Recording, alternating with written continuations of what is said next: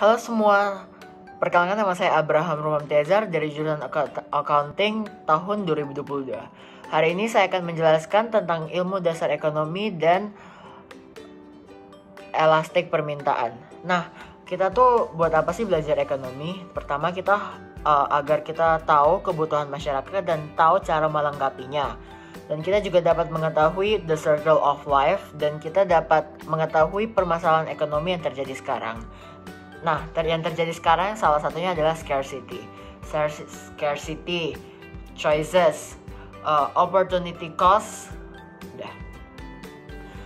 Next, kita akan membahas permintaan. Permintaan itu adalah barang yang dibeli atau yang diminta pada suatu harga dan waktu tertentu oleh konsumen.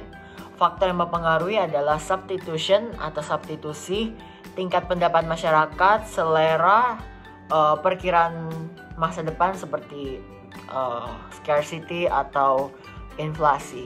Hukum permintaan adalah jika harga barang turun maka orang akan membeli dengan jumlah yang lebih banyak. Begitupun juga sebaliknya. Penawaran adalah jumlah barang dan jasa yang produsen ingin tawarkan kepada konsumen dengan berbagai tingkat harga yang berlaku di pasar dalam waktu periode tertentu. Faktor yang mempengaruhi adalah harga barang itu sendiri dibandingkan harga barang lain, biaya produksi dan teknologi, jumlah pedagang, dan tujuan perusahaan atau kebijakan pemerintah. Hukum dari penawaran adalah jika harga suatu barang turun, maka produsen akan cenderung untuk menawarkan barang dengan jumlah yang lebih sedikit. Begitupun juga sebaliknya. Oke, ini adalah kurva permintaan. Jadi kalau penurunan permintaan itu shift to the left, artinya arah kiri. Sedangkan kalau permintaannya naik, shift to the right. Nah, begitu juga dengan kurva penawaran. Kalau penawarannya menurun, itu shift to the left, ke kiri. Kalau penawarannya meningkat, itu shift to the right, artinya ke kanan. Nah, elastis itu dibagi menjadi dua, elastis permintaan dan elastis penawaran. Permintaan itu diakibatkan oleh persentase perubahan harga barang itu sendiri, atau kita bisa bilang kepekaan terhadap harga yang ada. Nah, di sini E lebih besar daripada 1. Contohnya adalah elektro. Kalau penawaran, elastik penawaran adalah perubahan angka yang menunjukkan berapa persen perubahan jumlah barang dan jasa yang ditawarkan apabila harga barang berubah. Elastis permintaan dibagikan menjadi 5, yaitu ada elastis inelastis, elastis uniter, elastis sempurna, dan inelastis sempurna. Dan kurva-kurvanya. Kalau inelastis itu mereka tuh peka walaupun harganya berubah. Contohnya barang pokok.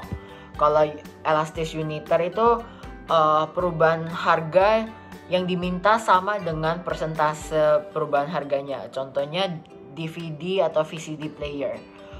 Ketiga adalah elastis sempurna. Itu harga tidak berubah, tetapi jumlah yang diminta berubah. Contohnya bensin. Inelastis sempurna, berapapun harga itu yang terjadi tidak akan mempengaruhi terhadap jumlah barang dan jasa. Contohnya beras. Faktor yang mempengaruhi adalah ketersediaan barang substitusi, jumlah penggunaan barang dan jasa, masa barang itu sendiri. Semakin lama periode yang diperlukan penyesuaian jumlah barang dan jasa yang diminta, maka permintaannya cenderung semakin elastis. Nah, terakhir adalah pendapatan konsumen semakin tinggi sehingga jumlah barang yang akan dibeli juga semakin banyak. Ini dari berita CNN pada tanggal 31 Mei 2022, harga barang pokok naik. Cabai merah keriting naik 2,21% di Kota Tual, Maluku. Nah, walaupun harganya naik, orang-orang tetap beli. Soalnya itu barang pokok yang kita tidak bisa hindari. Walaupun dia harga naik, kita tetap membeli. Soalnya kita sangat amat membutuhkan bahan-bahan ini.